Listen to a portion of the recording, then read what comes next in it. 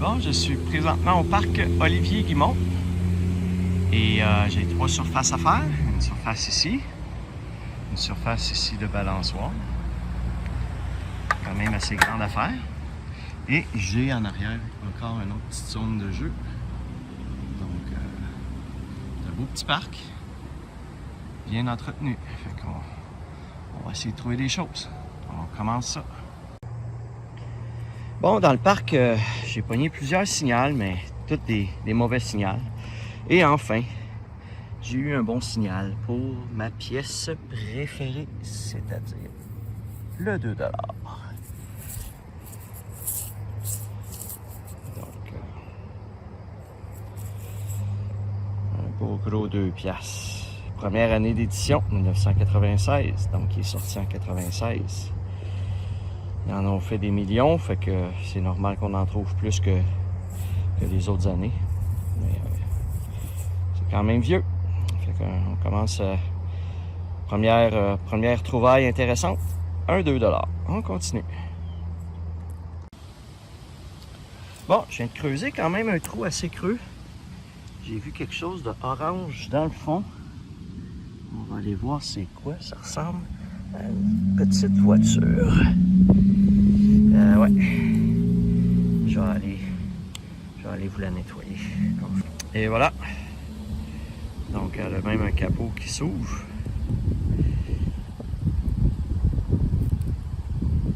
Avec un attelage pour remorquer. C'est pas jeune. Il y a une roue de cassée. Bon, ben, on va la nettoyer comme faut à la maison. Puis, je vous dirai exactement c'est quoi.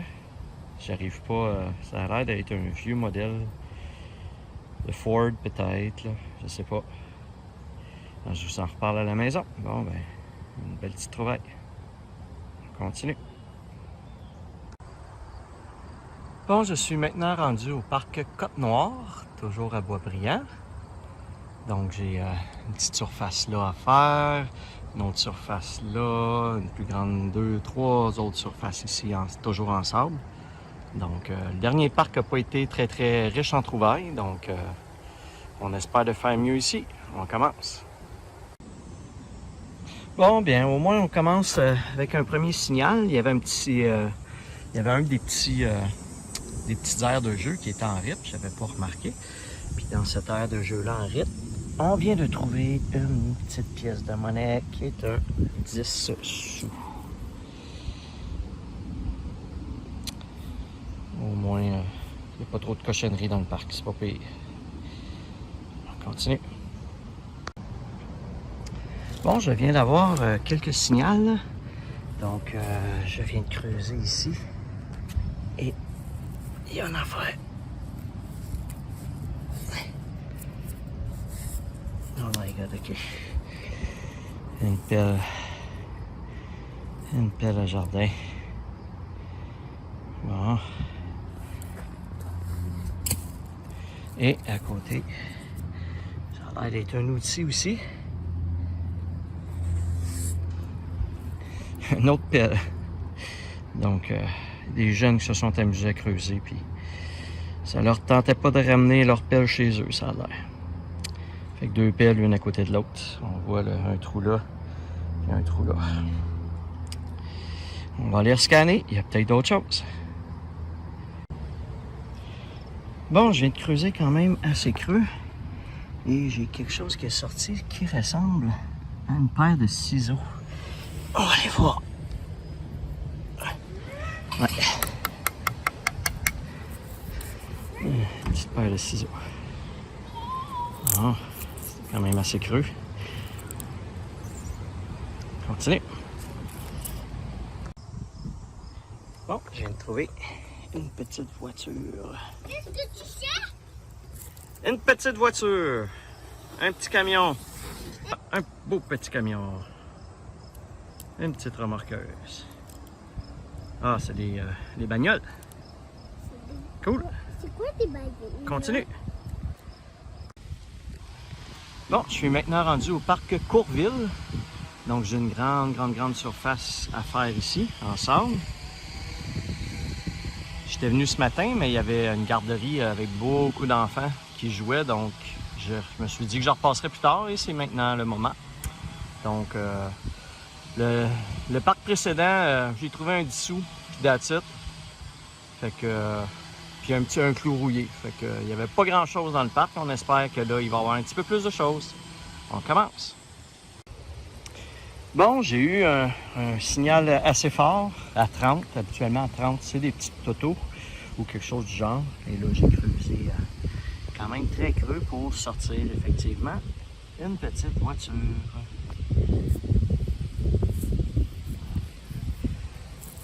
Je vais aller vous la nettoyer. Et voilà. Wow. Je sais pas quelle sorte de voiture que c'est. Ça doit être marqué en dessous ici, mais avec la caméra, je vois pas bien. Donc, je vous l'écris comme d'habitude. Elle est belle, une belle petite blanche, une petite voiture sport. Cool. Continue. Bon, en déterrant, il semble que j'ai spoté et déterré une pièce de monnaie. On va aller voir. Ouais. Un 5 sous.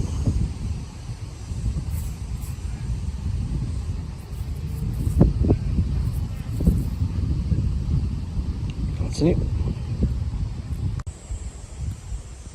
Bon, j'avais encore un signal à peu près de 30, à peu près comme les petites voitures. Et j'ai comme l'impression que c'est ça qui est apparu juste ici. Ouais. Wow, beau, un beau camion.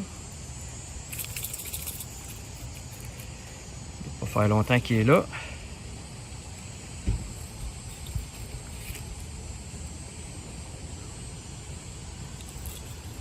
Wow. Bon. Un autre camion, un autre petit auto dans ma collection. On va continuer. Bon, j'avais un signal assez net et je viens de trouver et de déterrer une clé.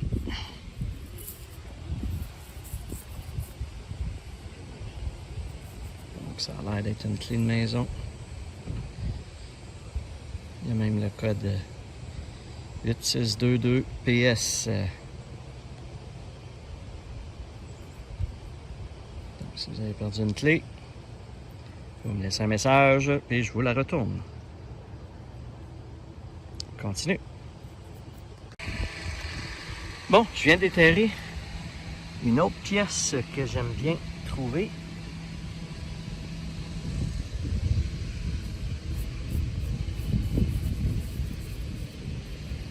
Ben, je pense. Ouais, un beau dollar. Oh, c'est un dollar commémoratif en plus. Je pense que c'est... je l'ai déjà trouvé celle-là, je pense. Avec une face d'Indien ou d'Inca, je sais pas trop.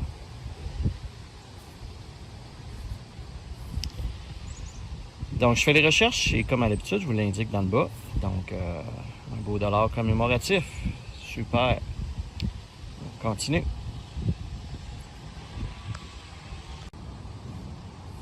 Bon, je viens d'éterrer une autre pièce de monnaie. Elle était pas mal à la surface. Comme vous voyez ici, là, j'ai pas creusé énormément. Et ça ressemble à un 25 sous. Oups. Ouais, c'est un 25 sous.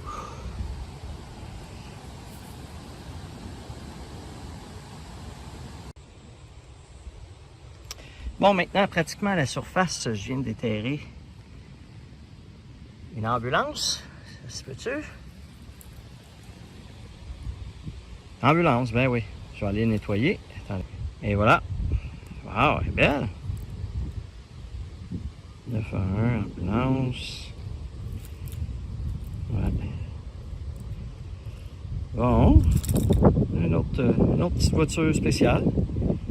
Je pense que c'est la première fois que je trouve une ambulance. C'est cool. C'est juste des petits jouets, mais c'est le fun à trouver. Ça fait différent de la cochonnerie et des clous rouillés. On continue. Bon, ben comme à l'habitude, avant d'enterrer un trou, je rescanne. Et dans le trou de mon ambulance, j'avais un autre signal. Donc, j'ai creusé un petit peu plus profond. Et j'ai une autre petite voiture. Wow, elle est belle. Je vais aller la nettoyer, donnez-moi 2 secondes. Et voilà. Wow. Une belle, je sais pas si c'est une Focus ou, je sais pas, Ford Focus Sport, peut-être, je sais pas. Je vous l'indique dans le bas, je vais vérifier en dessous à la maison pour voir qu'est-ce qu'ils disent. Ah, elle est cool. Ah. Elle n'est pas maganée, rien. Ok, c'est fun. Une autre petite voiture dans la collection. On continue.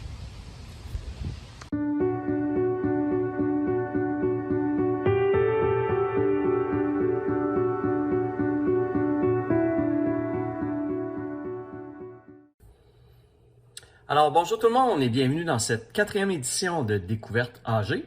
Aujourd'hui, je vous fais découvrir un ustensile de cuisine, donc un objet de cuisine, et oui. En fait, vous savez que, bon, moi, je vis seul et je suis un maniaque de Costco. Donc, les deux ne vont pas nécessairement ensemble, ce qui fait que ça arrive régulièrement que j'achète en grosse quantité chez Costco, surtout au niveau de la nourriture. Donc, j'ai besoin d'un système pour bien conserver les différents aliments que j'achète.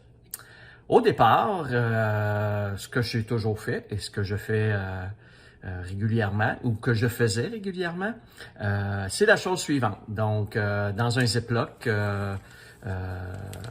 j'aspire avec une petite paille, je ferme le sac Ziploc et j'aspire avec une petite paille l'air à l'intérieur du sac. Comme vous savez, c'est l'air souvent qui contamine les aliments plus qu'autre chose et qui fait que les aliments ne durent pas longtemps, autant au frigidaire qu'au congélateur. Donc au congélateur, l'air fait brûler la viande au bout d'un certain temps.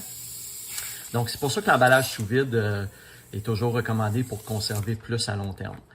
Donc c'est ma méthode que j'utilisais. Cependant, c'est pas toujours évident d'aspirer avec une paille comme telles les choses. Donc, j'avais pensé aux emballages sous vide. Donc, vous voyez, les plus populaires, c'est le Food Saver.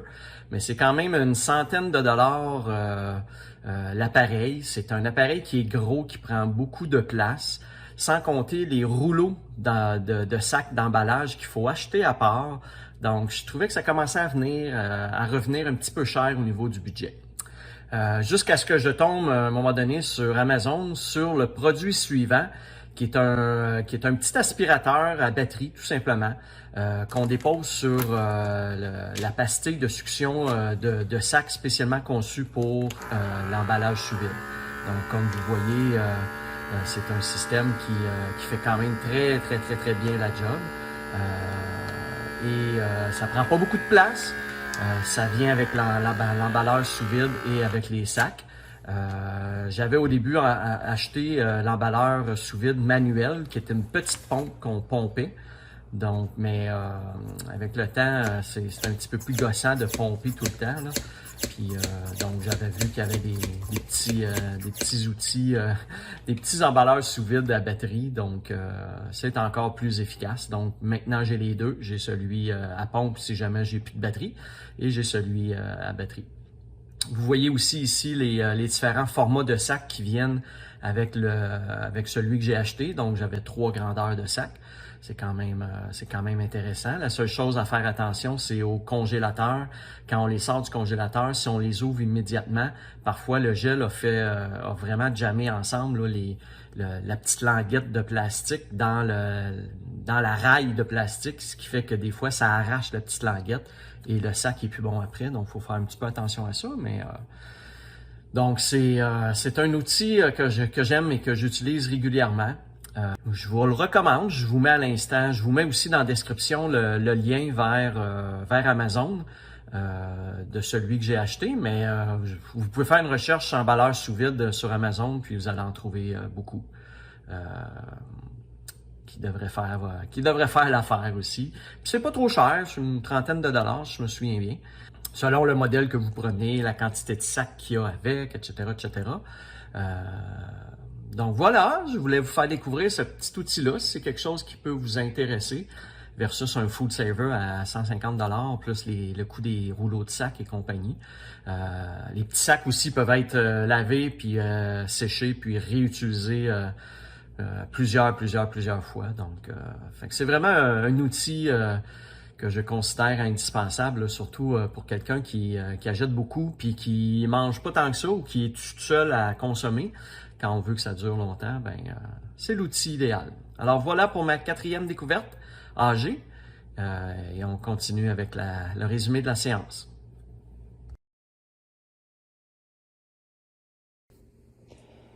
Donc, nous sommes rendus au résumé de cette rencontre. Donc, on a trouvé quelques petits objets un peu inusités, des grosses pelles de jardinage. C'est spécial quand même. La paire de ciseaux qui était quand même assez creuse pour une paire de ciseaux. La petite clé, d'autres petites, un petit crayon, un zipper. On a trouvé 6 petites voitures. Donc, la orange avec le capot levé, c'est une vieille Capri. Donc, une petite Volkswagen Golf. La voiture des bagnoles. Donc, quand même des pas pires petites voitures. C'est cool. Puis, évidemment, comme à l'habitude, nos pièces de monnaie. Ici, j'ai trouvé encore la même pièce de monnaie qu'il y a 1 ou 2 séances là, sur l'égalité. 1 $ commémoratif. Donc, ça fait le tour de ce qu'on a trouvé pour cette séance. Fait qu'on va aller voir le petit tableau résumé des pièces de monnaie. Donc, dans cet épisode numéro 33, j'ai ramassé un total de 20 pièces pour 3,81 $. Et pour la saison complète, je suis maintenant rendu à un beau total de 650 pièces pour un montant de 178,48 $. Alors voilà pour les différentes découvertes. Si vous avez aimé l'épisode, comme à l'habitude, vous pouvez me laisser un like et également vous abonner à la chaîne si vous voulez être informé dès que je mets en ligne des nouvelles vidéos. Et sur ça, je vous dis à la prochaine.